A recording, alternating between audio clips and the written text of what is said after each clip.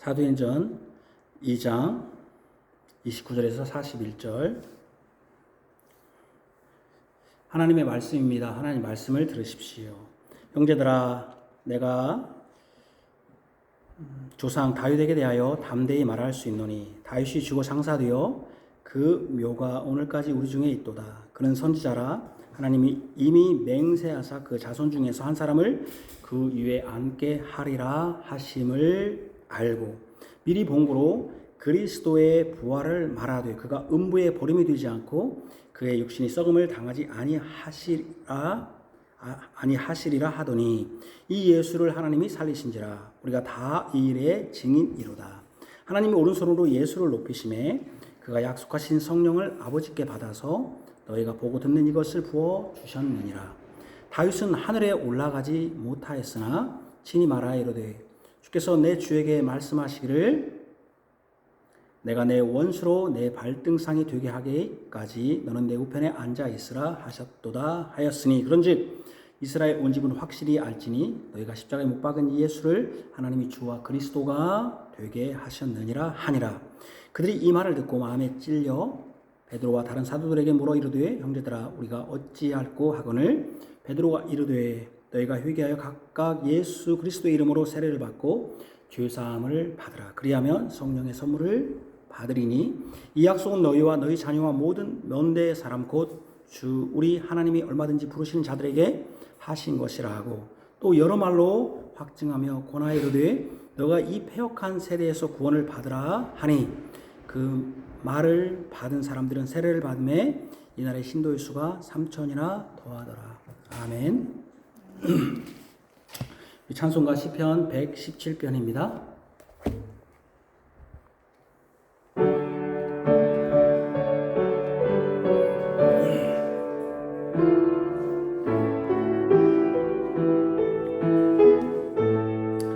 너희들 모든 나라여 주 여호와를 찬양해. 오 너희 모든 백성들 여호와 찬송할지라. 너희들 모든 백성아 여호와 찬송할지라. 오 우리에게 양하신 여호와 인자심이 그 인자심 크시고 여호와 진실하심이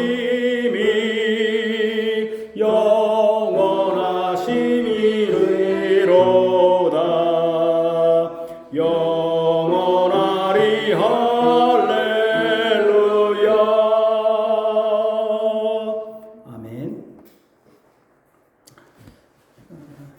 2025년 22년으로 썼네요. 6월 22일 주일 오전 예배 성령 강림 주일입니다. 사도행전 2장 29절에서 41절입니다. 우리 구주 예수 그리스도의 사랑을 받는 성도 여러분, 예수님이 십자가에 죽으신 때가 6월절의 명절인 6월절입니다. 6월절에 어린 양을 잡아 제사함으로 그들이 애굽에서 구원을 받은 것을 기념합니다. 예수님은 이 6월절 날에 죽으심으로 진실로 참된 구원자이심을 증거하셨습니다. 예수님이 6월절에 죽으신 후에 3일 만에 다시 살아나셨습니다. 죽으신 후 이 땅에 40일 동안 계셨습니다. 그리고 이제 아버지가 계신 하늘로 올라가셨습니다. 하늘로 오르신 10일 후에는 오순절, 그러니까 6월절을 기준으로 50일이 지나면 오순절이라고 합니다. 오순절의 그 순자는 열흘 순자입니다. 그러니까 5 곱하기 10 하니까 그래서 열흘이 5번 되었다고 해서 오순절, 열순자거든요. 라고 부른 것입니다. 예수님은 그러니까 6월절 기준으로 40일 동안 이 땅에 계시다가 또 10일 후에 오순절이 되는 때입니다. 예수님은 하늘로 오르시면서 이렇게 말씀하셨습니다. 예루살렘을 떠나지 말고 내게서 들은 바 아버지께서 약속하신 것을 기다리라. 이 아버지께서 약속하신 것은 성령님이라는 것을 우리는 분명히 압니다. 요한은 물로 세례를 베풀었으나 너희는 몇 날이 못 되어 성령으로 세례를 받으리라 라고 말씀하셨습니다. 이는 예수님이 하늘에 오르신 후에 몇 날이 못 되어 성령님을 보내주실 것을 이르는 것입니다. 약속하신 것은 성령님임이 분명합니다. 지금 예루살렘은 6월절을 지키고 아직 자신이 떠나온 고향 땅으로 가지 않은 유대인들로 넘쳐납니다. 어차피 예루살렘에 온 참에 6월절을 지키기 위하여 예루살렘에 온 참에 오순절까지 지키고자 한 것입니다. 당시에는 교통과 숙식이 불편해서 6월절을 지키기 위해 예루살렘에 왔다가 다시 자기가 살고 있는 고향으로 돌아갔다가 50일 후에 오순절을 지키기 위해서 모이기는 힘들었을 것입니다. 오고 가는 길이 하루 이틀이 아닙니다. 그리고 오늘 본문을 보면 알겠지만 천하 각국에서, 그러니까 이스라엘 땅에만 있는 사람들만 여기에 모인 것이 아니라 천하 각국에서 많은 사람들이 모였습니다. 이스라엘 나라 밖에서도 왔다는 것이죠. 그렇기 때문에 그들이 다시 돌아갔다가 다시 오순절을 지키기 위해서 온다는 것은 어려운 일입니다. 어쨌든 그래서 이 오순절을 지키기 위해 예루살렘에 모인 사람들은 여기 본토 이스라엘 내에만 있던 유대인들이 아니었습니다. 오순절을 지키기 위해 모인 지역들을 볼까요? 사실은 이 사람들은 오순절을 지키기 왔다기보다는 이미 6월절을 지키러 온 사람들이 그때까지 예루살렘을 떠나지 않고 오순절까지 지키기 위해서 모였던 경건한 유대인들이었습니다. 그 지역들을 보면 우리는 바데인, 메데인, 엘라민과 또 메소포타미아, 유대와 가파도기아, 본도와 아시아, 부르기아와 밤빌리아, 애국과 및 구레네에서 가까운 리비아 여러 지방에서 사는 사람들과 로마로부터 온 나그네 곧 유대인과 유대계에 들어온 사람들과 그레데인과 아라비아인들이라. 이것을 보면 우리는 대강 어딘지는 모르겠지만 애굽인 것은 아프리카, 메소포타미아는 이란, 이라크, 로마, 유럽입니다. 그러니까 이스라엘 밖에 있는 많은 사람들이 지금 이 오순절에 예루살렘 성에 있었습니다. 그들은 분명히 6월절을 지키러 온 사람들이고 6월절을 지키러 온 사람들 중에 물론 그렇지 않은 사람도 있겠죠. 그러나 또 6월절을 지키지 못했지만 또 오순절을 지키기 위해 온 사람도 있겠지만 대다수는 아마도 여기 있는 많은 사람들은 6월절을 같이 6월절 후에 50일 동안 지내다가 있었을 가능성이 높습니다. 어쨌든 이렇게 많은 사람들이 지금 이 오순절에 사람들이 있었습니다. 성경에서 이 지역을 이렇게 굳이 기록한다 할 때는 유심히 볼 필요가 있습니다. 왜 성경이 이 사람들을 그렇게 굳이 기록하는가? 이걸 굉장히 주의 깊게 살펴야 됩니다. 우리는 이 많은 지역이 어디에 있었는지 정확히 알지 못합니다. 우리가 확실히 아는 것은 그들은 지금 이 땅 이스라엘 본토 사람은 아니라는 것입니다. 그래서 본토 사람이 아니라는 것이 8절에 보면 우리 각 사람이 난 곳 방언으로 듣게 되었다라고 하는 거 보면 우리가 각 사람이 난 곳, 그러니까 이스라엘의 사람이 아니라 난 곳, 아라비아, 리비아, 애국, 로마, 그러니까 그런데도 불구하고 난 곳 방언, 이 방언은 못 알아듣는 말이 아닙니다. 그러니까 예를 들면 한국에 서울에 왔는데 미국 사람이 왔는데 미국 영어로 듣고 태국 사람인데 태국어로 듣고, 덴마크 사람이 하는데 덴마크어로 듣고, 중국 사람인데 중국어로 듣는 이런 식입니다. 방언으로 듣게 되었다라고 한 것이고, 그러니까 본토 사람은 아닙니다. 우리가 다 우리의 각 언어로, 그러니까 언어가 굉장히 달랐다는 것을 알 수 있습니다. 언어가 달랐다는 것은 무엇입니까? 각 언어라는 것은 지역이 다 달랐다는 것입니다. 유대인들 같은 경우는 뭐 히브리어나 헬라어를 썼겠지만, 히브리어를 썼겠지만 분명히 각 언어로 하나님의 큰 일을 말함을 듣는다고 한 것입니다. 그러니까 여러 지역에 있었다는 것이죠. 그때 5절에 보면 경건한 유대인들이 천하 각국으로부터 와서, 여기 보니까 천하 각국으로, 이건 무슨 말입니까? 경건한 유대인들이 천하 각국으로, 그러니까 많이 떨어져 있었던 것이죠. 아마도 우리가 명절 때 아무래도 설날이나 또는 추석 때, 예를 들면 외국에 많이 나갔던 사람들이 그때 부모님을 뵙기 위하여 또는 명절을 쉬기 위하여 다 오지 않습니까? 그런 식으로 천하 각국으로부터 예루살렘에 머물러 있었습니다.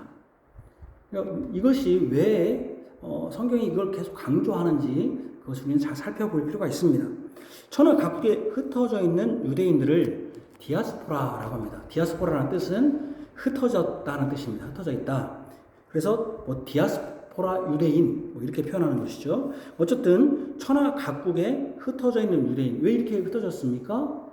우리가 아수르 바벨론에 멸망되면서 이주 정책을 핀 것이죠. 그래서 유대인들이 그래서 다니엘도 바벨론으로 끌려가고, 다니엘 세 친구들도 그런 일이 벌어지지 않습니까?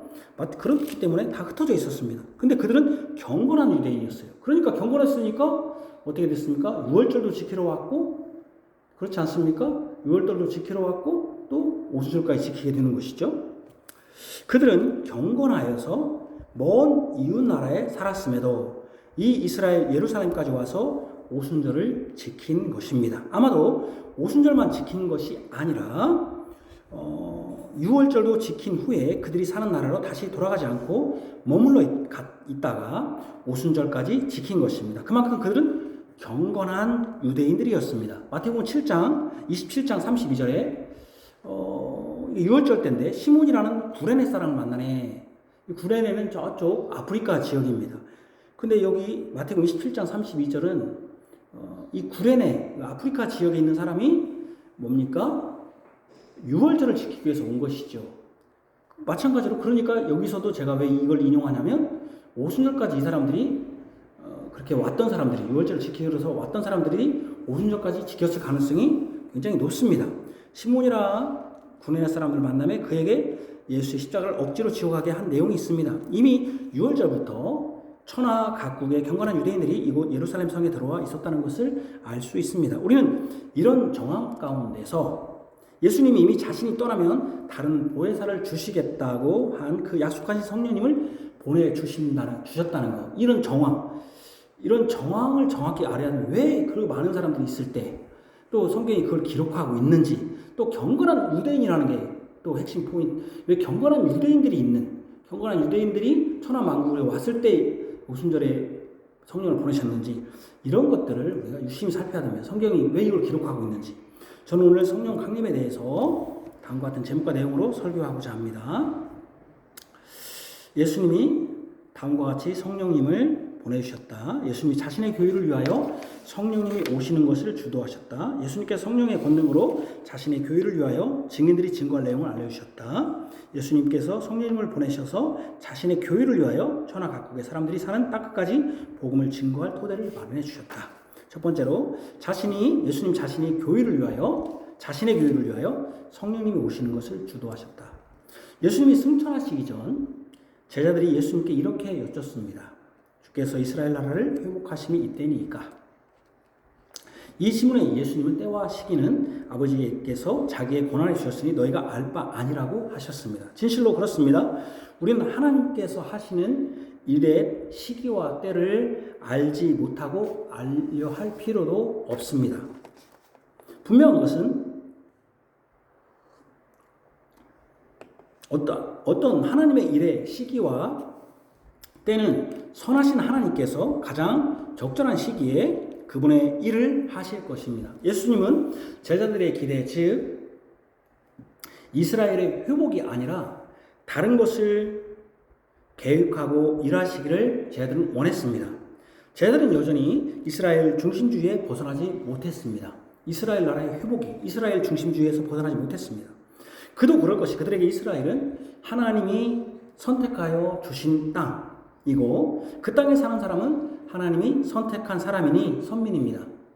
그러니 그들에게 그러니까 이스라엘 밖이나 이스라엘 사람이 아닌 사람들은 다 저주의 땅이죠. 왜냐면 신이 선택한 땅이니까.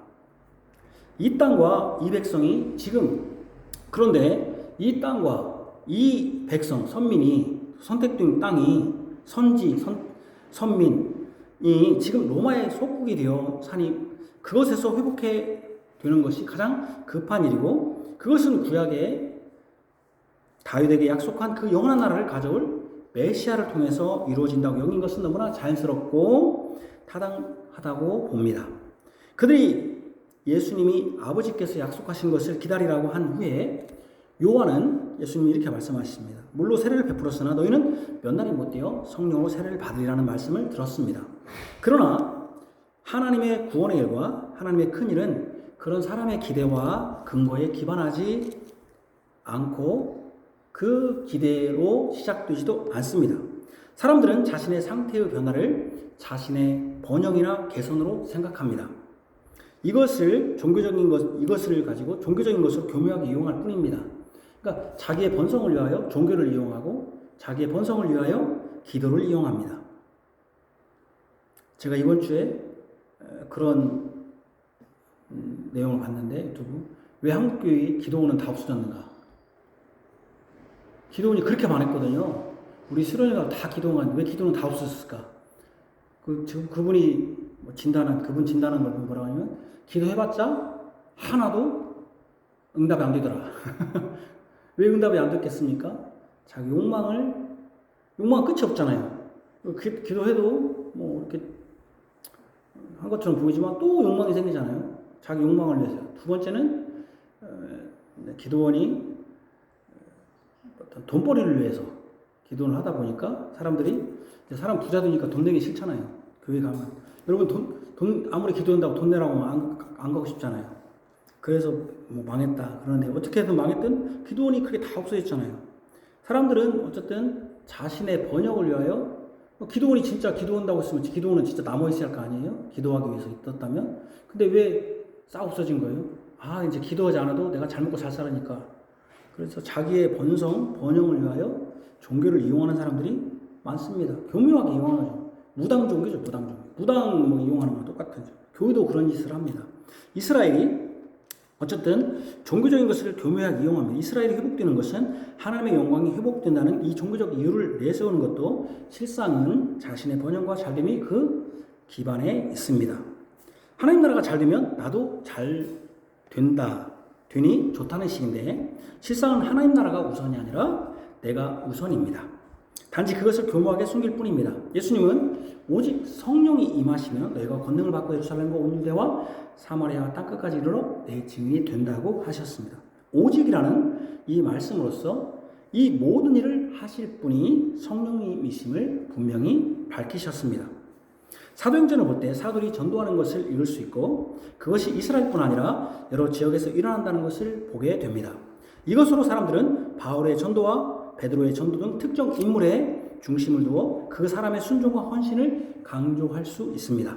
하지만 우리는 모든 일의 주도적인 분이 하나님이심을 인정하고 고백합니다. 이것이 먼저입니다. 제가 항상 하지만 무슨 바울의 전도, 베드로의 전도 그런 거 너무 거기에 관심 갖지 말아라. 제가 오늘도 지금 제목을 뽑을 때 첫 번째가 답니다. 예수님께서 우리는 성경이 하나님 중심, 예수 그리스도의 중심으로 가야지 사람이 무슨 뭔 일을 했다. 아무 의미 없습니다. 큰 의미 없습니다. 중요한 것은 우리의 모든 일의 주도권은 하나님이라는 것을 인정하고 고백합니다. 오직 성령께서 하시는 것입니다. 오직 성령이 임하실 때 가능합니다. 모든 일의 시작도 성령님이시고 주도하시는 분도 성령님이시고 이 모든 것을 계획하시고 추진하시는 분도 하나님입니다. 사람은 그 하나님의 쓰임을 받는 도구요, 수단이요, 종일 뿐입니다. 수단과 종을 너무 높이지 마십시오. 우리는 주인을 높여야 하고 그것을 행하시는 그 하나님의 능력과 은혜와 사랑을 높이고 찬송해야 합니다. 예수님이 예루살렘과 온 유대와 사마리아 땅까지로 내 증인이 될 것이라고 했습니다. 이것이 오직 성령님이 오심으로 가능하다고 하셨습니다. 실제 그것이 이루어졌습니까? 분명히 이루어졌습니다. 오순절에 어떻게 이루어졌습니까? 천하 각국으로부터 와서 예루살렘에 머무는 지역 사람들을 사도행전 2장 9절에 11절에 기록합니다. 제가 처음에 아까 읽었죠. 그들이 다 자신의 각 방언으로 하나님의 큰 일을 전함을 들었습니다. 그들은 분명히 예수님이 말씀하신 지역의 마지막 땅끝, 예루살렘 지역에서 보면 땅끝에 해당합니다.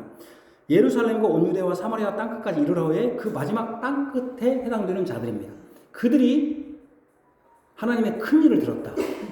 성경은 분명히 그들이 들었다. 제자들이 들었다는 게 아니라 아까 그 지역 사람들을 얘기하고 제가 여기 봅시다. 성경을 한번 봅시다. 성경이 어디 있냐면 2장 21절에 보면은 2장 21절이 아니죠. 9절이죠. 9절에 보면 난곳방언으로 말한다 하고 쭉 10절 말한 다음에 11절까지 말한 다음에 11절 끝에 우리의 각 언어로 하나님의 큰 일을 말한다.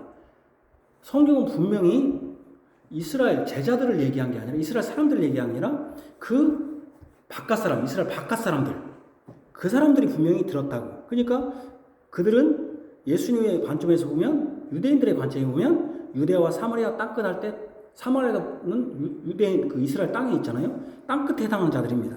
이는 베드로가 요엘서를 인용하여 설교한 내용의 성취이기도 합니다. 하나님의 큰 일이 뭐냐면 바로 2장 21절에 누구든지 주의 이름을 부르는 자는 구원을 받으리라는 이 말씀이 이제 땅끝에서 온 사람들에게도 적용된다는 것입니다. 이제 성령이 임하실 때 어느 땅에 사느냐? 너희가 하나님이 약속하신 그 땅, 바로 이스라엘에 사느냐가 구원의 조건이 아닙니다. 구원의 조건은 뭡니까? 이제 땅이 아니라 누구든지 주의 이름을 부르는 자가 구원을 받는 조건이지 이 땅에 있는 이 땅, 이 조건이 아닙니다. 이스라엘 땅에 살고 있는 선택된 백성이라는 그 이스라엘 사람이 구원의 조건이 아닙니다. 누구든지 주의 이름을 부르면 구원을 받습니다. 이제 땅끝에 있는 자들도 구원에서 제외되지 않습니다. 이것을 누가 한 것입니까? 이것을 바로 성령을 주시겠다고 약속하신 성자 하나님이신 예수님이 하신 것입니다. 예수님께서 그들에게 땅끝까지 이르겠다고 약속하신 것을 누가 성취하신 것입니까? 바로 예수님께서 오순절에 성령을 보내시면서 그 사람들이 있었던 그 말씀을 들었던 그러니까 베드로가 중요한 게 아니라 바로 성자 예수님께서 하늘 오신 예수님께서 하신 것입니다. 두 번째로 예수님께서 성령의 권능으로 자신의 교회를 위하여 증인들이 증거할 내용을 알려주셨습니다.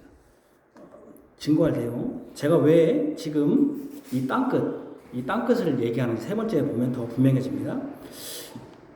성령의 권능으로 자신의 교회를 위하여 증인들이 증거할 내용을 알려주셨다. 예수님께서는 약속하신 성령님을 보내주셨습니다.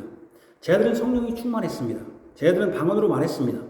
그 방언은 소통이 안 되는 짐승이 내는 소리가 아니었습니다. 우리가 다 우리의 각 언어로 하나님의 큰 일을 말함을 듣는도다라고 천하 각국에서 온 사람들이 말했습니다.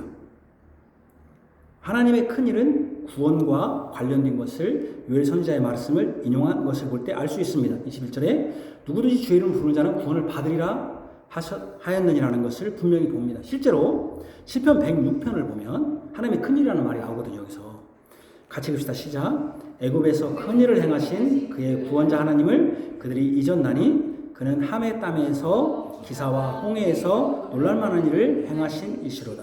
애굽에서 큰 일을 행하신 그 하나님을 뭐라고 표현했습니까? 구원자 하나님이라고 말씀합니다. 함의 땅은 바로 애굽인데 애굽과 홍해에서 놀랄만한 일, 그것은 바로 큰 일입니다. 그런 큰 일을 행하신 하나님은 어떤 하나님입니까? 애굽에서 나오게 하신 하나님. 또 애굽에서 여러 가지 10가지 재앙을 내리신 그 하나님은 어떤 하나님으로 표현됩니까? 구원의 하나님입니다. 분명히 하나님의 큰 일은 구원과 관련됩니다. 그래서 요엘 선지자가 누구든지 주의 이름을 부르는 자는 구원 얻으리라고 하는 구원을 말한 것입니다. 천하 각국의 많은 사람들이 다 우리의 언어로 들은 하나님의 큰 일은 분명히 하나님의 구원하심과 관련됩니다. 근데 구원하시는 방법은 누구든지 주의 이름을 부르는 자는 구원을 받는다. 이것이죠. 이 구원을 주는 누구인가? 라고 하는 게 이 베드로의 설교의 핵심입니다. 오순절의 핵심은 뭡니까? 두 가지인데, 방언을 했다는 거, 또 하나는 베드로가 설교했다는 것입니다. 근데 방언이 왜 했는가가 중요하죠. 지금 방언이 필요 없는 이유가 있어요. 지금 제가 오늘 설교는 안 했지만 이걸로 내년에 다시 하겠습니다만은 이 방언이 굉장히 중요한, 왜 방언을 했는가. 그러나 이제 또 하나 중요한 게 베드로의 설교입니다. 이 구원을 주시는 분이 누군가라고 하는 게 베드로가 설교한 내용입니다. 14절. 베드로는 먼저 요엘서를 인용하면서 마지막 21절에 누구든지 주의 이름을 부르는 자는 구원을 받으려 하면서 바로 예수님을 소개합니다. 그 주가 누구냐? 누구든지 주의 이름을 부르는 자를 할 때 그 주가, 이 주의 이름을 부를 때 주가 누구냐를 명확히 알려주자 하잖아요. 바로 베드로의 설교는 이 주가 누구냐라고 하는 것인데 바로 예수님을 소개합니다. 바로 뭡니까? 이스라엘 사람들아, 이 말을 들어라. 너희도 아는 바와 같이 하나님께서 나사렛 예수로 큰 권능과 기사와 표적을 너희 가운데서 베푸사 너희 앞에서 그를 증언하셨느니라. 여기 누구든지 주의 이름을 부르는 자는 구원을 받으리라고 하면서 예수를 소개하면서 뭐라고 했습니까? 나사렛 예수라고 표현하고 뭐라고 표현하냐면 큰 권능과 기사와 표적을 너희 가운데 행했다, 베풀었다. 이것을 말했습니다. 이미 시편 106편에서 하나님의 큰 일을 말하면서 애굽에서 행하신 기사와 권능과 표적을 말씀했습니다. 자, 봐봐요. 나사렛 예수로 얘기하면서 권능과 기사와 표적을 얘기하는데 106편에 애굽에서 행하신 기사와 권능과 표적, 애굽에서 행하신 기사와 권능과 표적은 뭐가 관련되어 있다고 했습니까? 아까 구원과 관련된다고 했잖아요. 구원과.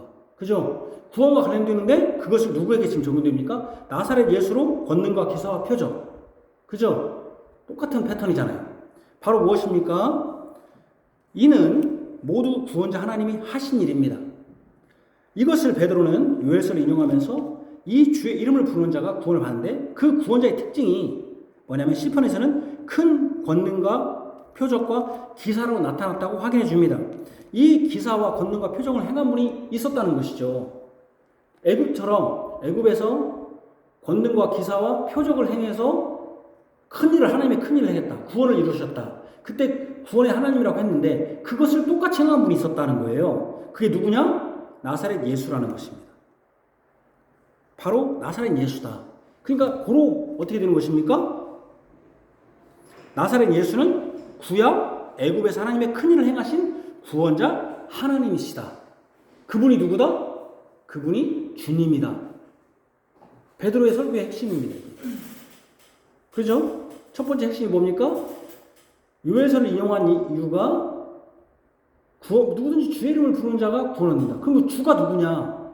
그 주는 나사렛 예수인데 그 나사렛 예수가 권능과 기사와 표적을 행했다. 근데 그것이 하나님의 큰 일이었다는 거예요. 그 큰 일을 시편 106편에 보니까 애굽에서 행하신 분이 있었다. 그게 누구였다? 표적과 능력과 기사를 행하신 분이 있다. 그게 누구였다? 구원자 하나님이었다. 표적, 능력, 표적이 다 똑같다면 나사렛 예수는 뭐다? 구원자 하나님이시다. 그분이 똑같은 구원자 하나님이고 그분이 뭐다? 우리의 주다. 이런 말입니다.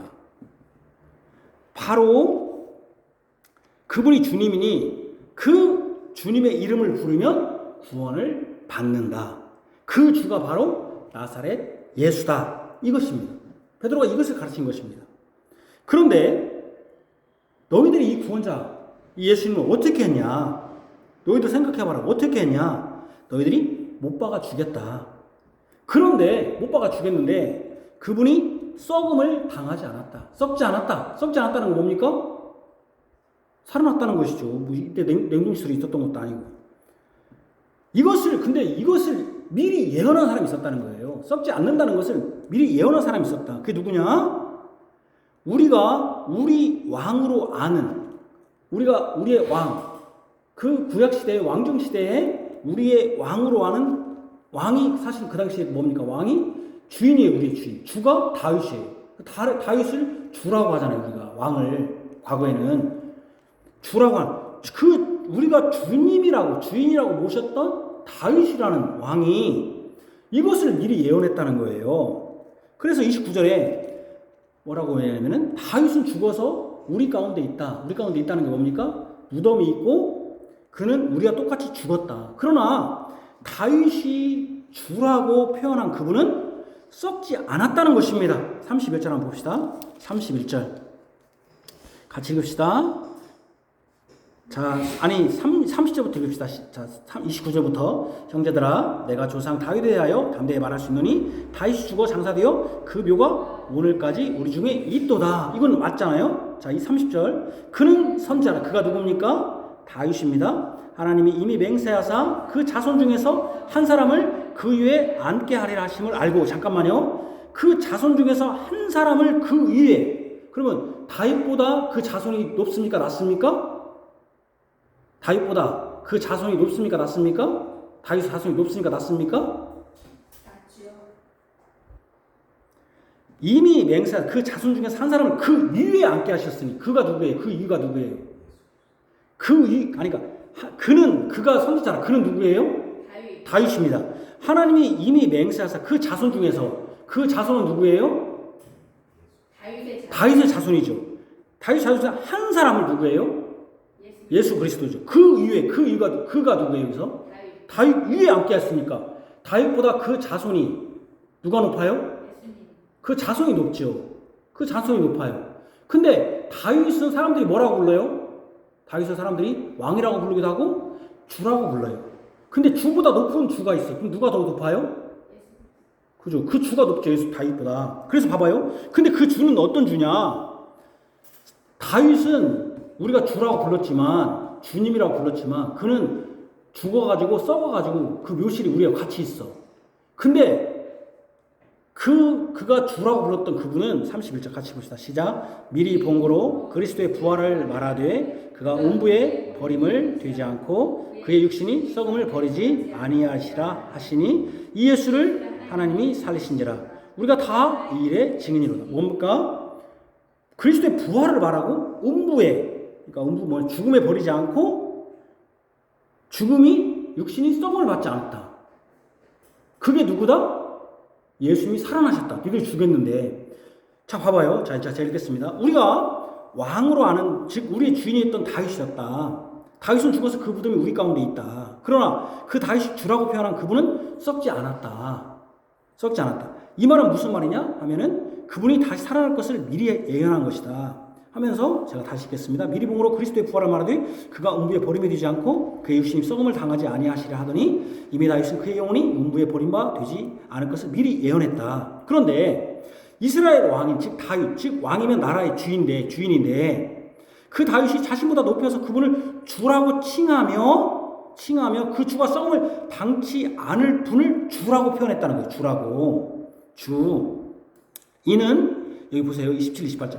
내 영혼이 음부에 버리지 않으시면 주의 거룩한 자로 주라고 표현했잖아요. 썩음을 당하지 않게 하실 것이로다. 주께서 생명의 길을 내게 보이셨으니 주 앞에서 내가 기쁨이 충만하다. 그 주 앞에서, 자기가 주인데 주 앞에서 있어요. 충만하다. 그러면은 그 앞절 25절부터 시작되는 인용 구절에서 나는 다윗이고 이 다윗이 주 앞에 있다고 했습니다. 이 주는 썩음을 당치 않습니다. 다윗이 왕이니까 자신이 주인인데 자신보다 더 높여서 주라고 지칭한 분이 있었다는 거예요. 그 주는 썩음을 당하지 않는 분이에요. 썩음을 당하지 않는다는 것은 그분이 분명히 죽었지만 죽지 않고 부활했다는 것입니다. 30절 같이 봅시다. 이 예수를 하나님이 살리신지라 우리가 다 이 일의 증인이로다. 자, 그러면 베드로는 설교에서 분명히 예수님을 증거했습니다. 그러니까 지금 이 베드로의 이 설교의 핵심이 중요해요. 우리가 맨 뭐 성령 강림 중이라면 맨 딴소리만 하지 말으시고 베드로의 설교 핵심이 뭐예요? 다윗이 주라고 높이며 썩음을 당치 않을 분은 살아나신 예수님이다. 근데 예수님이 너희들 어떻게 했다? 처음에 예수님을 모르고 이들을 죽였다. 죽였는데 사실은 그분이 살아나셨다. 근데 이게 이미 구약에서 예언되어 있었다. 예언한 사람이 너희들이 진짜 훌륭하다고 믿는 다윗을 주라고, 진짜 왕이라는 다윗이었다. 다윗이 니들이 주라고 하는데 그 주보다 높다고 주라고 했다. 그분이 줬다는 거예요. 그러면 다윗이 주라고, 왜 다윗을 높입니까? 이스라엘 가장 큰 나라였잖아요. 왕성한 나라였잖아요. 구원자라고 했잖아요, 이스라엘. 그분이 있었는데 이분은 우리하고는 완전 달라. 우리는 다 썩어. 다윗도 다 썩었어. 다 죽었어. 근데 이분은 살아나신 분이다. 이분이 누구냐? 예수다. 뿐만 아니라 다윗은 뭐까지 예언했냐면은 부활뿐 아니라 하늘에 오르실 것도 예언했다고 지적합니다. 34절 39절 같이 읽읍시다. 시작. 다윗은 하늘에 올라가지 못하였으나 친히 말하 이르되 주께서 내 주에게 말씀하시기를 내가 내 원수로 내 말씀 땅이 되게 하기까지 너는 내 우편에 앉아 있으라 하셨도다. 이게 뭔 말입니까? 다윗은 하늘에 올라가지 못하는데 내 주께서는 하늘에 오르셨다. 진정한 왕, 하늘에 오르신 진정한 왕. 하늘에 있는 분은 하나님밖에 없다. 너희들 하늘에 계신라고 하지 않았냐? 그러면 하늘에 오르신 분은 누구였다? 다윗과는 완전히 다르지 달라. 그리고 그분은 하나님 우편에 앉아 계시고 원수를 발등상 놓게. 그럼 진정한 왕 아니냐? 영원한 왕 아니냐? 그게 누구냐? 하늘에 오르신 분이고 왕이면 진짜 우리가 기다리는 메시아. 그게 진정한 하나님 아니냐? 이 말입니다. 다윗이 주라고 높이고 썩음을 당하지 않고 기사와 권능을 행하시고 부활하셔서 하늘에 오르신 구원자이신 그분은 누구냐? 그러니까 다윗이, 자, 베드로가 두 가지를 합니다. 유에서를 때에서 누구든지 주의 이름을 부르는 자는 구원을 받는다. 그럼 주가 누구냐? 누구든지 구원을 받는. 그때 하나님의 큰 일을 행했다. 바로 이 나사렛 예수라는 사람이 큰 권능과 기사와 표적을 행했었다. 근데 시편 106편에 보니까 애굽에서 큰 권능과 기사와 표적을 행했던 분이 있었다. 그 뭐라고 표현했으면 그 하나님을 구원의 하나님으로 표현했다. 그러면 지금 너희들 앞에서 권능과 기사와 표적을 행했던 분은 뭐겠냐? 그분이 구원의 하나님 아니겠느냐? 그분이 이름을 부르는 자는 구원을 얻는다. 진짜로 이제. 그 다음에 또 하나는 뭐냐? 야, 너희들이 십자가를 예수를 진짜 구원의 하나님인데 니들이 구원의 하나님을 모르고 십자가에 못 박혀 죽였다. 근데 죽였는데 다윗이 뭐라고 표현했냐면 이 사람은 죽지 않고 썩음을 닦지 않는다는 것을 미리 예언했다. 왜 다윗이 그걸 예언한 겁니까? 구약입니다. 구약에 니들이 메시아를 기다리지 않냐? 잘 들어봐요, 제 설교를. 논리적이어야 돼요, 설교가. 멍청하게 멍하고 있으면 우리 목사님들이 사람들을 멍하게 만들어. 그냥 오면 그냥 앉아만 있으면 신앙 좋다고. 멍청하면 신앙 없어요. 우리 사람께 지각을 주셔서 지각을. 성경 얼마나 이 논리를 세워야 돼요. 잘 들어보세요. 다윗이 멍하게 있으면 공부 잘하는 거 아니에요. 멍청한, 저는 그런 사람 좋아하지 않아. 멍하게 앉아있으면 멍청한 놈이지. 이게 뭐 공부 잘하는 사람이요? 교회 100년 와봐요. 10년 100년 와봐. 멍하고 있으면 멍청이지 뭐. 멍멍이밖에 더 돼? 저 잘 생각해. 저한테 그런 소리 안 들려. 잘 들어봐요. 지각을 사용해야 돼. 지각을. 하나님 우리에게 지각을 주셨으니까. 공부할 때 지각 사용하듯이. 자, 봐봐요. 그 다윗이 잘 봐봐. 다윗이 봐봐. 그 예수를 너희들이 진짜 구원의 하나님인데 니들이 죽였어. 근데 다윗이 니들이 진짜로 진짜 왕이고 진짜 주라고 그 다윗과 같은 이스라엘을 세운다고. 지금도 다윗 별이 있잖아요. 이스라엘 지금도 그 다윗이잖아요. 다윗 상장하잖아요. 그런데 그분이 어떻게 얘기하냐면은 썩음을 당치 않. 나는 썩어서 지금 묘실에 있는데 여기 왕릉이 있는데 썩음을 당치 않는다는 사람이 있었다. 그리고 그분은 썩지 않을 뿐만 아니라 하늘에 오르신다고까지 예언했다. 하늘에. 그리고 그분은 하늘에 오르실 뿐만 아니라 하나님 우편에 앉아 있어 원수들을 다 무찌르다. 이거 뭔 말입니까? 여러분, 구원은 누가 해주는 겁니까? 여러분, 옛날에 구원은 누가 해주는 겁니까? 지금도 구원은 누가 해주는 겁니까? 왕. 대통령이잖아요. 대통령이 지금 하는 것이 구원이 뭡니까? 사면이잖아요. 사면 복권하잖아요. 매달리잖아요. 이번에 대통령 되니까 이번에 지금도 사면 복권 할 수 있는 사람은 대통령이잖아요. 왕이잖아요. 너희들 앞에 진짜 왕, 다윗보다 더 큰 왕이 있었다. 그분은 이 땅 사람이 아니야. 하늘에 오신 분이야. 그 사람이 뭐야? 진짜 구원자야. 그게 진짜 너희들의 주야. 그게. 자, 이제 여기까지 왔죠. 그러니까 이 다윗이 주라고 높이고 썩임을 당하지 않고 기사와 권능을 행하시고 부활하셔서 하늘에 오르신 구원자, 이분이 바로 누구냐? 그분이 진짜 그분이 구원자인데 그분이 누구냐? 39절 핵심이 이게 핵심이에요. 이 성령 충만 성령을 내리심으로써 이스라엘 백성들과 온 유대 사람들에게 흩어져 있는 유대 사람들에게 알려주고자 하는 핵심이에요. 39절 같이 읽자 시작. 그런즉 이스라엘 온 집은 확실히 알지니 너희가 십자가에 못 박은 예수를 하나님이 주와 그리스도가 되게 하셨느니라. 아니라 주와 다윗이 주가 아니다. 다윗이 그리스도의 원형이 아니다. 너희들은 다윗을 지금 원형으로 삼고 이스라엘의 회복을 구하지만 사실은 너희가 십자가에 못 박은 이 예수가 하나님이 주와 그리스도가 되겠다. 누가 그리스도가 되겠다고요? 하나님이 주와 그리스도가 되겠으면 여러분 사람은 누구 맘 따라 5년짜리 권력 가지고 했는데 3년밖에 못 해먹었잖아요. 그 사람은 어떤 사람은 3년 하나 5년 하나 큰 차이예요. 근데 하나님이 주와 그리스도가 되겠다면 이 하나님은 영원하신 하나님인데 하나님이 주와 그리스도가 되게 하신 그분이 구원자다. 그게 누구다? 십자가에 못 박힌 이 예수다. 왜 십자가에 못 박혔다는 이걸 합니까? 이들은 이 예수가 저주받았다고 얘기를 하지만 아니다. 이 예수가 저주받은 게 아니라 너희들의 진정한 구원자 이 예수 그리스도의 이름을 부르는 자가 구원을 받는다. 근데 여기 뭐라 했어요? 이스라엘 온 집은 이렇게 말했어요.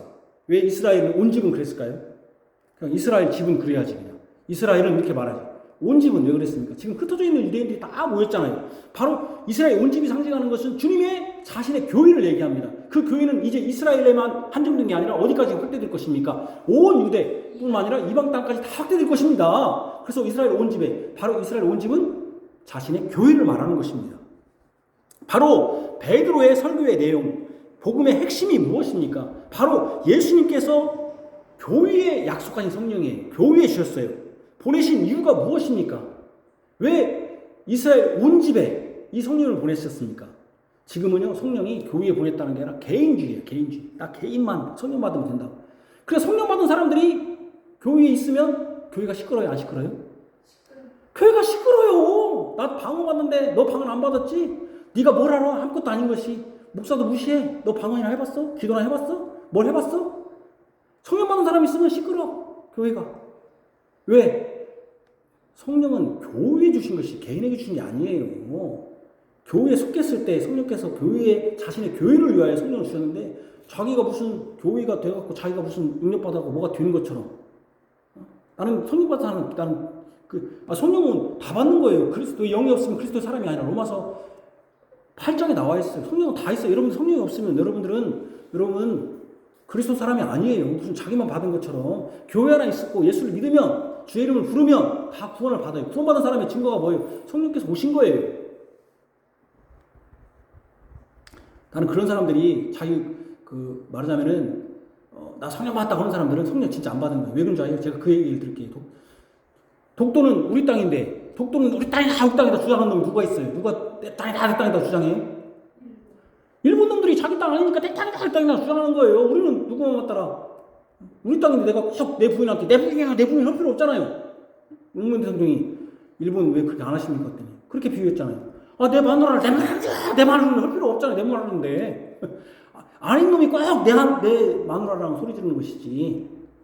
성령님이 오셨어요. 근데 꼭 아는 사람들이 자기가 성령 왔다고. 제가 좀 이거 화내면 안 되는데 이 성령 강림 할 때마다 좀 화를 내는 이유가 이런 설교를 해야 되는데 여러분 베드로 설교 한 번도 들어봤어요? 성령 강림 하면서 성령 하면서 맨 뭐 방언을 받는 어떻게 하면 방언마냐 어떻게 뭐 기도하고 어떻게 하냐 내가 좀 나 사실은 화내면 안 되는데 여러분들한테 화내면 안 되고 제가 화내면 안 되는데 좀 답답해서 그래요. 목사로서 이 베드로의 핵심 이게 중요해요. 왜 예수님이 교회에 약속한 성령을 보내신 이유가 무엇인가? 왜 교회에 이것을 보내시나? 성령 받으면 기도 많이 한다는 것입니까? 성령 받으면 방언한다는 것입니까? 물론 방언 왜 방언이 이제 중요한 거 다음에 할게요. 지금 방언은 그런 방언이 아니에요. 이렇게 기도하면 방언 받는다는 것입니까? 성령 받으면 온 땅에 전도를 가고 교회가 5,000명, 10,000명씩 떼거지로 몰린다는 것입니까? 신앙이 없이 살았던 사람이 성령의 능력을 받으면 자신감 있게 산다는 것입니까? 그게 성령이 교회에게 주시는 내용입니까? 아마도 이 본문으로 이런 식으로 설교하는 목사의 설교도 저처럼 설교하는 목사 이렇게 설교하는 것도 처음 들어봤을 것입니다. 성령을 수단화하고 성령으로 자신이 무언가를 얻고자 하는 아주 기발한 종교적 수다들이 최면을 걸어 사람을 부려먹고 종교심과 종교적 행위만 장대 부풀린 것이 성령 충만 믿음이냐 하는 것입니다. 이런 것이 사실 수련이나 부흥 위해서 이 본으로 하는 행태입니다. 사람들은 그런 것에 빨리 적응합니다. 그런데 저와 같은 설교는 별반 반응하지 않습니다. 그러나 확실히 아십시오. 예수님께서 성령을 보내신 목적은 바로 신실한 교회에서 전할 복음의 내용을 알려주신 것입니다. 너희들 땅까지 이르러 내 증인이 되는데 증인이 되려면 증거할 내용이 있어야 할 거 아니에요. 그죠? 증인이 되려면 증인이 뭘 증거해야 되는가? 나 방어받았다는 거 증거하라는 거예요? 나 기도만 했다는 거 증거하라는 거예요? 나 전도만 했다는 거 증거하라는 거예요? 뭘 증거하는 거예요? 뭘? 내용이 있어야 할 거 아니에요? 바로 예수님께서 자신의 교회를 위해서 전할 복음의 내용, 그 내용의 핵심이 뭐냐? 무엇이냐? 바로 구약에 예언했지만, 구약에 예언했다는 것은 구약을 성취했다는 것. 너희들이 십자가에 못 박은 예수가 구약에서 예언한 것을 성취하신 분이시며 진정한 우리의 구원자로서 주와 그리스도이시라는 것입니다. 이것이 오고 오는 시대에 교회가 전할 복음의 핵심, 복음의 내용, 복음 자체여야 한다는 것입니다. 예수님은 진실로 교회를 사랑하십니다. 하늘에 오셔서도 교회를 버리지 않으시고 성령을 보내주셔서 그 권능으로 자신의 교회를 위하여 그 증인들이 전할 내용을 알려주셨습니다. 세 번째로 예수님께서 성령님을 보내주셔서 자신의 교회를 위하여 천하 각국의 사람들이 사는 땅끝까지 복음을 증거할 토대를 마련해주셨다. 여기 방언으로 주신 이유가 여기 잠깐 나오네요. 이 복음의 핵심, 즉 이 예수를 하나님이 주와 그리스도가 되게 하셨다는 이 복음은 온 세상에 증거되어야 합니다. 이 예수님은 분명히 하늘에 오셔서 오직 성령이 너희에게 임하시면 너희가 권능을 받고 예루살렘과 온 유대와 사마리아 땅끝까지 이르러 내 증인이 되리라고 하셨습니다. 물론 여기 너희는 제자들일 것입니다. 그러나 분명한 것은 성령님이 임하시면 땅끝까지 이르러 내 증인, 즉 예수님의 증인 된다는 것입니다. 이것이 예수님이 성령님을 보내주신 중요한 이유이기도 합니다. 성령이 임했고 베드로가 설교했습니다. 그때 놀라운 일이 벌어졌습니다. 설교를 들은 그들이 각각 회개했습니다. 회개한 그들인 14절이 언급한 것 같이 유대인과 예루살렘에 사는 모든 사람들입니다. 그때 마음에 찔려 했던 사람들은 어떤 사람들입니까? 유대인들과 예루살렘에 사는 모든 사람들. 왜 그 사람들에게 설교했습니까? 유대인들과 예루살렘에 사는 모든 사람들입니다. 유대인 중에는 지금 6월절부터 오순절까지 6월절 절기를 지키기 위해 천하 각국으로, 이게 중요합니다. 천하 각국으로부터 와서 예루살렘에 머물러 있는 경건한 유대인들도 포함됩니다. 유대인들은. 그죠? 근데 그 유대인들은 지금 두 가지 핵심이 있는데 어디로 왔습니까? 천하 각국에서부터 왔습니다. 그 다음에 어떤 사람입니까? 그냥 흐리멍텅한 멍텅구리 같은 그런 사람이 아니라 경건한 유대인이에요. 경건한. 신앙심이 굉장히 두터운 유대인이야. 신앙심이. 경건한 유대인. 경건한.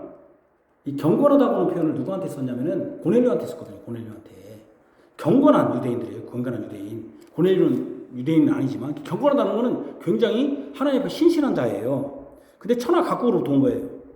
두 가지 조건이. 그들은 여기 이스라엘 땅에 사는 사람들이 아니라 이스라엘 밖에 있지만 경건한 유대인, 흩어진 유대인이라 해서 디아스포라라는 그 유대인들입니다.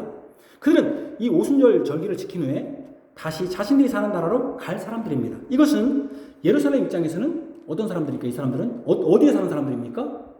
이스라엘 입장에서는 땅 끝에 사는 사람들입니다.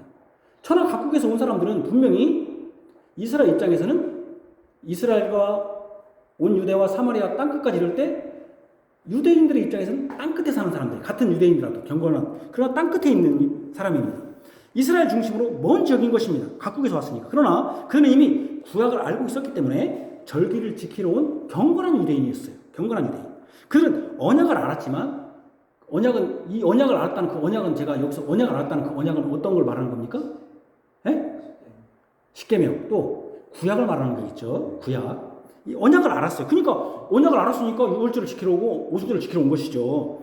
언약은 알았지만 그 언약의 주, 그 언약이 예언하는 것, 언약을 온전케 하시는 분, 그 구약이 예언한 그분은 정확히 알지 못했습니다. 그러니까 그들이 지금 6월절을 지키고 있는 거죠. 6월절을 다 지금 완성시켰는데 성령이 오셔서 그것을 알게 해주셨습니다. 복음의 핵심을 알게 되었습니다. 성경이 말씀하는 바 주인공을 알게 된 것입니다. 진실로 이제 그들은 깨달은 것입니다. 그들이 무려 몇 명이나 됩니까? 여기 본문에 3,000명이나 되었습니다. 회개했습니다. 내가 십자가에 못 박았다니. 아니 다윗이 예언했던 이 주와 그리스도, 하나님이 주와 그리스도가 되신 분을 내가 십자가에 못 박았다니. 이거 왕을 내가 죽였다니. 그래서 회개했습니다. 마음에 찔렸습니다. 근데 무려 몇 명이 됐습니까? 3,000명이나 되었습니다. 물론 그들이 다 이스라엘 밖의 사람이라고 볼 수는 없습니다. 아까 천하 각국에서 온 사람이라고 볼 수는 없습니다. 이스라엘 안에 있는 사람도 있었을 것입니다. 또한 이스라엘 밖 천하 각국에서 온 모든 사람이 포함되었다고도 할 수도 있습니다. 그러나 우리는 그 복음을 듣고 회개하고 예수 그리스도의 이름으로 세례받은 자 수에 천하 각국에서 온 경건한 유대인들이 포함되었다고 충분히 유추할 수 있습니다. 그죠? 아까 얘기했었냐면 유대인들은 다 거기 있었으니까. 그러니까 천하 각국에서 온 유대인들이 하나님의 큰 일을 들었으니까. 그들도 하나님의 큰 일을 들었기 때문입니다. 그것을 들은 사람들을 일부는 새 술에 취했다고 조롱했지만 전부는 그렇게 하지 않았을 수도 있습니다. 왜냐하면 그 후에 베드로가 설교한 후에 그들 일부는 새 술에 방언하니까 새 술에 취했다고 조롱한 사람도 있지만 그 후에 그들은 분명히 회개했을 수도 있습니다. 이것이 하늘에 오르신 예수님께서 교회를 세우는 놀라운 섭리입니다. 이것이 왜 섭리인지 한번 들어보십시오. 하나님께서 교회를 세우신 놀라운 섭리입니다. 하나님께서 예수님께서 주도적으로 성령님을 보내셔서 자신의 교회를 위하여 온 천하에 복음을 전할 증인을 세워주신 것입니다. 다시요. 왜 이게 놀라운 섭리냐면은, 왜 지금 이게 예수님께서 주도적으로 성령님을 보내셔서 자신의 교회를 온 천하에 복음을 전할 누구를? 증인을 세워주셨다는 거예요. 증인을 성령을 보내주셔서 오순절에 오신 이유가 온 천하에 땅끝까지 전할 그 복음을 전할 증인을 세워주셨다는 거예요. 제가 하늘에 오신 주님이 저번 주에는 뭘 세우셨다고 했습니까? 교회에 뭘 세우셨다? 교회에 저번 주에 마띠아하고 누굽니까? 누가 있었잖아요? 유스도라는 누구 있었잖아요? 누구 세웠습니까? 유스도라는 요셉과 마띠아가 있었는데 마띠아를 세웠죠. 제가 뭐라고 했습니까? 주님의 교회를 위해 뭘 세웠다? 직분자를 세우셨다고 했잖아요. 근데 직분자뿐만 아니라 이제 주님의 교회를 위하여 온 땅에 전할 증인을 세워주셨다. 증인을. 자신의 교회를 예수님이 자신이 주도적으로 땅끝까지 이르게 하시는 방식은 바로 성령님께서 복음을 깨닫게 하심으로 된 것입니다. 바로 누구들? 온 천하에 온 사람들에게 성령이 오셔서 그들을 복음을 깨닫게 하심으로 된 거예요. 제자들 12명이 온 천하로 간다고 해도 한계가 있습니다. 여러분, 지금 온 천하에 간 것은 제자들이 간 게 아니에요. 온 천하에 가고 땅끝 가고 12명이 간 게 아니에요. 예수님은 오순절에 모인 수많은 사람들에게 자신의 교회를 위하여 성령님을 보내셨고, 그 성령님은 예수님이 분부하신 그 일, 바로 온 천하에 증인될 사람을 구비해 주신 것입니다. 그죠? 그들이 그걸 듣고, 그 말씀을 듣고 깨달았습니다. 그때 그들은 온 천하에 나갔을 것입니다. 그죠? 그래서 고넬료가 거기서 예수를 믿었는지 모릅니다. 우리는 알 수 없습니다. 어쨌든 중요한 것은 뭡니까? 온 천하 각 처소에 있었던 사람들이 그 하나님의 구원을 듣고 주와 그리스도가 진짜 됐구나 하는 것을 깨달았습니다. 그들이 자기 고향으로 갔을 것입니다. 자기 난곳 고향으로. 땅끝까지 이룬 것이죠. 복음이. 수천 명에 달하는 사람들이 자신이 사는 곳으로 가서 복음을 증거할 것입니다. 진실로 예수님은 모든 일을 주도적으로 이끄시는 분입니다. 예수님이 주도적으로 하시는 거예요. 주께서 하시는 거예요. 교회의 주인은 능력 있는 설교자가 아니라 교회의 머리이신 예수님께서 그분의 신실한 종을 쓰셔서 약속하신 복음의 증거의 토대를 마련해 주신 것입니다. 이거 중요합니다. 교회의 주인은 예수님이지 능력 있는 설교자가 아니에요. 그러니까 한국교회는 뭡니까? 교회가 어떤 교회 출신 막 그런 사람들 찾아가고, 저는 교회도 세상과 너무 똑같아요. 세상과 너무 똑같아요. 세상과 더해 요즘에. 그 목사를 뽑는 거 보면. 교회의 주인은 예수님입니다. 예수님이 여러분 천하 땅끝까지 이르러 증인되라고 하는 거, 뭐 지금 보니까 막 사람들이 막 땅까지 이르러 복음 전하고 물론 선교사 보내야죠. 물론 보내지 말라는 게 아니에요. 그러나 누가 하셨냐는 거예요. 성령님이 오셔서 그들이 천하 각국에 있는 사람들이 아까 막 썼잖아요. 그죠? 그럼 왜 방언으로 말했겠습니까? 왜 방언 여기서 나왔네요. 이제. 그죠? 왜 방언이 중요했습니까? 바로 천하 각국에 있는 사람들이 그들의 언어로 듣게 하기 위하여, 그죠? 하나님의 큰 일을 듣게 하기 위하여 방언을 말한 것이네. 그럼 지금 이 시대에 방언이 필요합니까? 필요하지 않습니까? 필요합니까? 필요하지 않습니까? 필요하지 않죠. 왜 필요하지 않습니까? 천하 각국에 다 복음이 펴졌잖아요, 이미. 뭐가 필요합니까? 그죠? 필요가 없는 것이죠. 인터넷이 다 있는데 뭐가 필요하겠어요, 지금. 다 번역이 됐는데. 그죠? 필요가 없는 것이죠.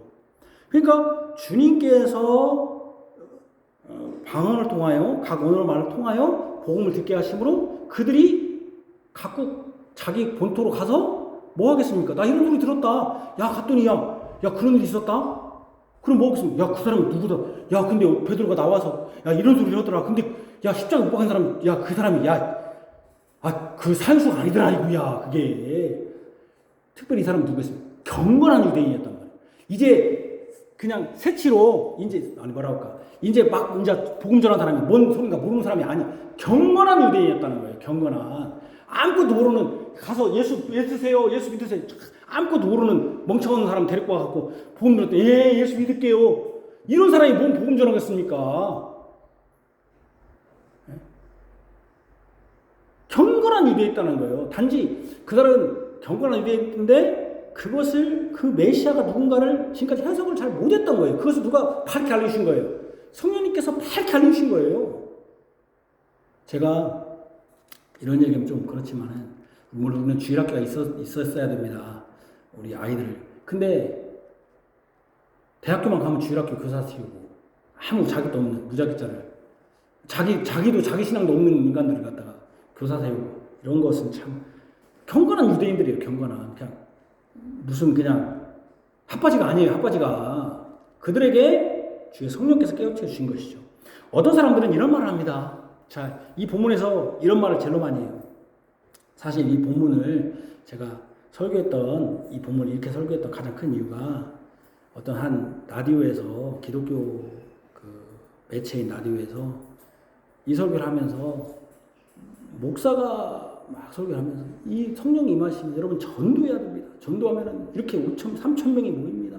여러분 전도하지 않는 교회는 성령이 충만하지 않은 교회입니다. 막 설교를 하시더라고요. 그래서 제가 찬호 같이 듣는 찬호 때 막 열받아갖고 막 하니까 찬호는 뭘 알아 저 양반 저 양반 또 성질 저런 더러운 짓 하네 막 그랬을 거예요. 근데 제가 그때 내가 이 성령 강의 줄 때 이번에 꼭 해야겠다 했는데 성령 강의를 내가 잊어버렸어요.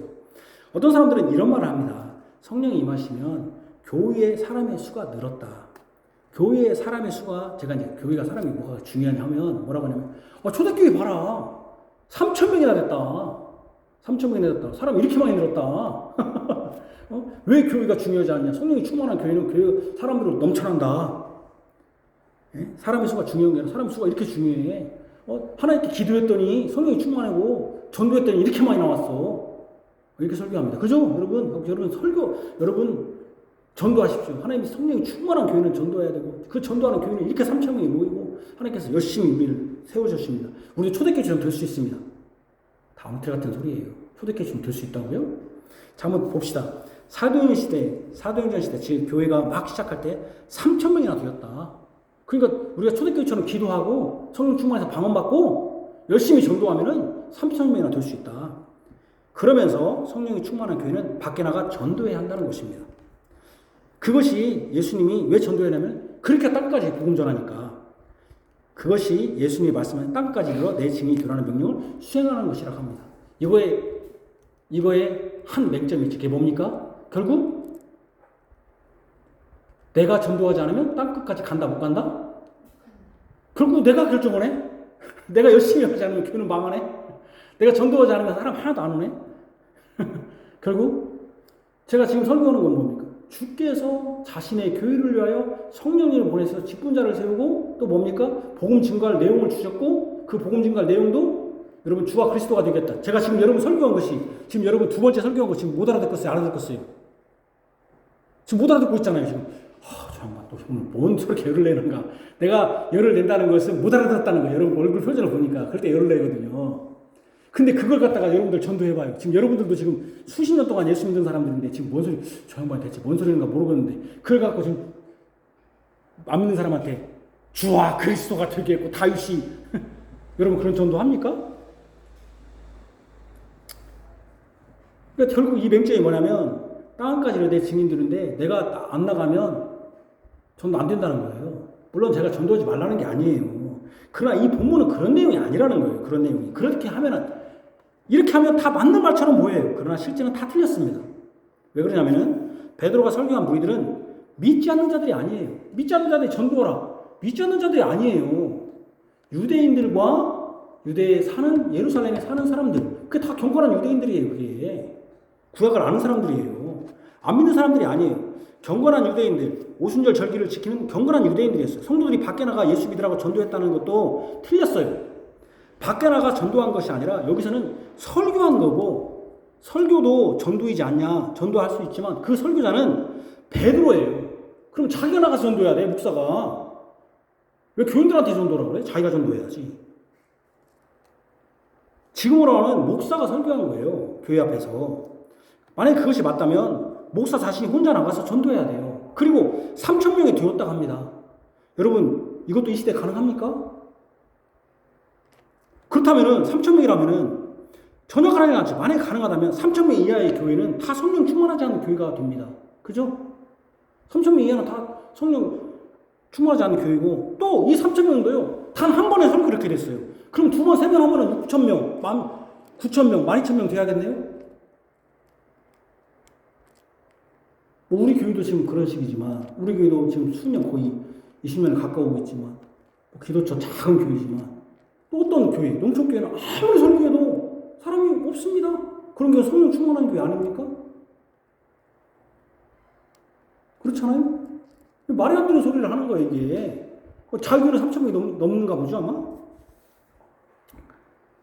그렇죠? 3,000명 안 되면 다 성령 충만하지 않은 교회네? 3,000명 있어야겠네? 그리고, 아니, 그 3,000명도, 여기서 3,000명이 있었던 것은, 여러분, 엄청나게 많은 사람들 앞에 설교한 거예요. 거기서 3,000명이 회개한 거예요. 그러면 몇 명 있었다는 거예요? 3,000명보다 훨씬 많은 사람이 있었어요. 그렇게 많은 사람들한테 설교할 수 있는 교회가 지금 몇 명이나 있겠어요? 한국교회에. 그런 얘기가 아니에요. 왜 이런 소리를 하냐면은, 예수 그리스도 중심으로 설교를 하지 않고, 성령 충만을 항상 사람의 어떤 일을 하게 하려고 하니까, 그러니까 막 열심히 내니까 교회는 막 전도하고 막 뭐가 살아있는 것처럼 보이겠죠. 그러나 누가 죽어요? 제가 항상 얘기해요. 누가 죽어요? 예수님이 죽는 거예요. 예수님이 하시는 일이. 예수님이 교회의 주인이라는 게. 그래서 결국은 지금 우리는 항상 패배의식에 빠져 있어요. 교회는 돈이 없으니까 안 돼. 뭐가 없으니까 안 돼. 우리가 하나님의 말씀 안에서 우리가 진실되게 살으면 제가 이번 주에 한 헌법재판관 지금 이제 은퇴한 이번에 퇴직한 그 대행 그걸 들었어요. 저는 진짜 반성했어요. 저도 내가 이런 생각을 가져야 한다. 나는 이런 생각을 했다. 그분은 창원과 부산에서만 재판사를 했대요. 한 번도 서울에서 한 적이 없대요. 그때 사람들이 뭐냐면 그러나 자기는 서울에 가지 않았다고 그래서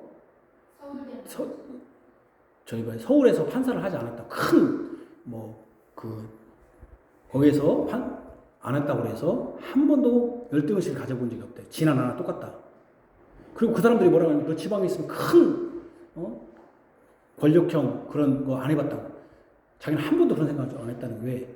아무리 여러분 대기업 회장 1,000억에 3,000억이나 농부의 전 재산 2,000만이나 똑같다는 거예요. 자기의 권리를 위해서 변호하고 재판받는 건 똑같다는 거예요. 그렇지 않습니까? 그것을 나누는 기준이 뭐냐는 거예요. 진짜 그렇더라고요. 우리 목사에 나누는 기준이 뭐예요? 하나님 말씀을 가지고 강대상이 썼으면 사람이 많고 적든 뭐가 중요해요, 그게? 1,000명 있으면 하나님 말씀이 되고 제가 고재수 목사님 설교했다고 했잖아요. 하나님 말씀을 들고 있으면 1,000명이 되면 하나님 말씀이 되고 우리처럼 10명도 안 되면 하나님 말씀이 안 되는 것입니까? 그렇게 하면 1,000명 있는 교회는 훌륭한 목사가 되는 거고 10명도 안 되는 우리 같은 목사는 훌륭하지 않은 교인인 것입니까? 오히려 저는 그분이 진짜 훌륭한 삶을 살았더라고요. 남들 수십억, 수백억 판사 되고 검사 되고 했는데 그분은 4억 정도 됐는데 자기는 죄송하다고. 왜? 3억 정도밖에 안 되는데 보통의 시민의 삶이 4억인데 1억이 더 많은 것 같아요. 죄송하다고. 우리가 죄송해요. 뭐가 중요합니까? 우리가. 그죠? 근데 이렇게 막 3,000명 막 가능하다는 것이죠. 설교 대상자도 다 믿는 자들이어서 3,000명도. 여기 3,000명도 다 믿는 대상자였지, 바뀌는 사람이 아니에요. 제가 왜 하냐면 전도하지 말라는 게 아니에요. 제가 이런 얘기하면, 전도하지 않으면 되는구나. 주님이 다 하시면. 그게 아니에요. 본문을 해석할 때 이미 일단 이 본문을 정확히 보자는 거예요. 주님이 무슨 일을 하셨는가. 그러면 성령이 하셔가지고 주도하는 것은 예수님은 성령만 보내셨고 결정은 다 내가 하는 것은 알미니안이지. 그죠? 그죠? 알미니안이지. 알미니안 그랬잖아요. 예수 믿는 거 내가 결단해야 된다고. 아무리 설교 잘해도 내가 결단해야 된다고. 내가 결단해서 예수 믿는 거 아니에요. 그러니까 내가 결단해서 예수 믿으니까, 비근한 예로 내가 결단해서 예수 믿으니까 내가 예수 안 믿을 수도 있는 것이죠. 그것이 잘 나타나는 게 뭐냐면 결혼이에요. 이 시대에. 옛날에 부모님이 결혼을 하고 있잖아요. 그러니까 부모님 말씀에 딱 순종해서, 부모님 말이라면 그냥 죽을 때까지 순종했어요. 그래갖고 그냥 싫어도 그냥 부모님이 하라고 했으니까 한 거예요. 근데 요즘 어떻게 해요? 내가 좋아서 내가 결단해요. 내가 결단해서 딱 결혼했어. 헤어지는 것도 누가 결단해요? 내가 결단해요. 예수님 말씀 다 들어봤자 뭐해? 제가 왜 이런 얘기를 하냐면은, 믿음은 내가 막 열심히 한다고 되는 게 아니에요. 예수님께서 우리를, 교회를 보전하시는 거예요. 예수님이 보전하시는 거예요. 사실은 교회는 주님이 하시는 거예요. 여러분, 저는 전도하지 말라는 게 아니에요. 우리가 주님을 전도해야겠죠. 그러나 이 본문으로 우리는 예수님을 봐야 되는 거예요. 3,000명도 한 번에 설교가 가능했고, 그 설교 대상자도 믿는 자였어요. 그게 이 시대에 가능하다면 매 주일마다 설교하는데, 그러면 몇 명이 되어야 하는 겁니까? 매주일 설교하면 3,000명씩 매주일이면 얼마씩 그래야 됩니까? 성령 충만했다면. 하루는 성령 충만에 3,000명 들고 하루는 성령 충만하니까 빠지는 겁니까? 뭐 이거 주식도 아니고. 전혀 이 본문은 그런 전도나 열심과 교회의 숫자가 성령 충만이 기준이 된다고 말씀하고자 하는 게 아니에요. 전혀 그런 얘기 안 해요. 특별히 이런 설교의 주도권은 사람이라는 거예요. 제가 왜 이걸 비판하냐면, 우리는 예수 그리스도의 중심으로 봐야 돼요. 여러분, 제가 지금 수년 동안 지금 설교하는데, 여러분들이 주보에서 주보에 제가 이 글을 쓰잖아요. 제목을. 그걸 잘 읽어봐요. 이 목사가 어떻게 지금 그 제목을 빼고 있는가, 내용을 빼고 있는가. 네? 잘 보란 말이에요. 예수님이 아니, 예수님 열심히 전도하라고 이 본문이 말씀하지 않습니다. 사람의 열심을 자극하고자 하는 것이 아닙니다. 오히려 예수님께서 자신의 교회를 위하여 일하시는 것을 강조합니다. 복음이 땅까지 이르게 하는 주도권과 시작은 예수님 자신에게 있다는 것입니다. 예수님이 천하 각국에 모인 이 시간, 그들에게 예수 그리스도의 복음을 증거하심으로 천하 각국에 복음을 증거할 토대인 그 증인들을 자신의 교회를 위하여 구비하고 준비하신 것입니다. 이게 핵심입니다. 이것이 예수님이 자신의 교회를 세우는 방식입니다. 예수님이 자신의 교회를 위하여 성령님을 보내주셔서 온천하에 복음이 증거되게 하신 것입니다. 주님은 자신의 교회를 위해서 일하십니다. 예수님이 일하심으로 온천하에 복음이 증거되어 이 땅 대한민국 이산 지역에도 이르게 되었습니다. 이것은 예수님이 이때 성령님을 보내심으로 그 복음을 땅까지 증거할 토대인 증인들 수천 명을 회개케 하시고 그의 이름으로 불러 모으셨기에 가능했습니다.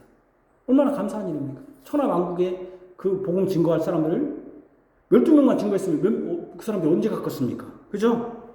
그들이 이제 땅끝에 이르렀습니다. 그 수천 명이 땅끝에 이르렀습니다. 이르러 주님의 증인 역할을 했기 때문에 가능했습니다. 이것은 그때만 아니라 지금도 여전히 계속적으로 그의 신실한 교회를 통해서 이루어질 것입니다.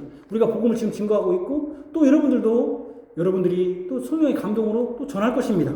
계속 이루어질 것입니다. 중요한 것은 그 근저에는 누가 일하신다는 겁니다. 내가 하는 게 아니라 성령 하나님, 예수님께서 하신다는 것입니다. 우리는 그 신실한 교회로서 주님의 말씀을 온전히 선포하고 증거하며 그에 합당하게 생활하며 더 나아가 복음을 증거하는 증인이 되어야 할 것입니다. 이것이 우리 시대 우리에게 주님이 자신의 교회에서 성령님을 주셔서 맡기신 사명이고 또 임무이기도 합니다. 우리가 또 땅끝에 이르러서 또 지금 땅끝은 다 전했지만 또 이제 지금은 땅끝은 다 전해졌어요. 근데 뭐가 안 전해졌습니까? 땅끝에 있는 그 사람들, 이 사람들이 지금 마음이 땅끝에 가 있어. 그죠? 마음이 강팍한 사람들이 있잖아요. 그 사람들을 우리가 또 어떻게 해야 됩니까? 우리가 먼저 복음 받은 자로서 또 전해야 할 사명이 있습니다. 주께서 우리를 사용하셔서 자신의 교회를 위하여 복음이 온전히 증거되도록 이끄시옵소서. 아멘. 기도하겠습니다. 하나님 아버지, 참으로 주님은 참으로 놀라운 하나님의 큰 일을 놀라운 섭리 가운데 하십니다. 예수님께서 약속한 성령이 임하시면 땅끝까지 이르러 증인이 된다고 했는데 어떻게 땅끝까지 이를까? 말도 안 돼. 지금 12명밖에 없는 그 사람들이 한 사람씩 나간다고 해도 12개밖에 안 되는데 이렇게 생각할 텐데 주님은 이스라엘에 온 천하 각국에서 온 사람들 그들에게 성령의 임하시게 함으로 베드로의 설교를 통하여 바로 그런데 그 설교가 각 사람의 언어로 들리게 놀라운 섭리입니다. 각 나라 사람들이 통역한다면 누가 통역해 주겠습니까? 그런데 통역함이 없이 다 들릴 수 있도록 경건한 유대인들에게 다 들려지도록 놀랍게도 참으로 하나님께서 그들을 들리게 하심으로 그들에게 그들의 난 나라로 가서 복음을 증거할 수 있는 증인들로 세워주셨습니다. 이것은 예수님께서 주님의 교회를 보존하시고 보호하시는 크나큰 섭리입니다. 그래서 우리가 익산에 있는 우리까지 복음이 증거되었습니다. 우리는 지금 연약하고 적은 무리이지만 그럼에도 불구하고 하나님의 말씀을 온전히 듣고 또 행하기를 원합니다. 우리는 아직 주님의 때가 안 되어서 이렇게 적은 무리 또 우리가 아직 그러한 성령의 권능 성령은 있지만 우리 안에 있지만 우리가 나갈 수 있는 그러한 능력이 부족해서 우리가 전하지 못할 때도 있습니다. 그러나 또 하나님께서 하나님의 때에 주님의 교회를 생각하시고 또 사람이 있어야겠다 하시면 또 하나님께서 불러주시고 또 우리가 또 증인으로서 역할을 감당할 때가 있을 줄 아옵니다. 중요한 것은 우리 주님이 우리의 주가 그리스도가 되심으로 우리를 구원하셨다는 것을 깨닫고 우리가 이제 구원의 조건은 주님의 이름을 부르는 것임을 깨닫고 항상 주님의 이름을 부르면서 구원을 누리게 하여 주시기를 원하며 또 지역적으로는 땅끝에 다 복음이 전가되었는데 아직도 마음이 땅끝인 자가 있습니다. 거부하는 자들이 있습니다. 흑암에 빠진 자들이 있습니다. 우리 주변에 그들을 주님의 복음으로 우리 교회에 나오지 않아도 되지만 그 각처에 지금 교회는 넘쳐나고 있습니다. 각처의 교회들로 그들이 들어가서 주님의 몸된 교회에서 죄를 깨닫고 하나님의 구원의 은혜를 누리는 그들이 되도록 우리가 또 증인의 역할을 감당케 하여 주옵소서. 예수님 이름으로 기도합니다. 아멘.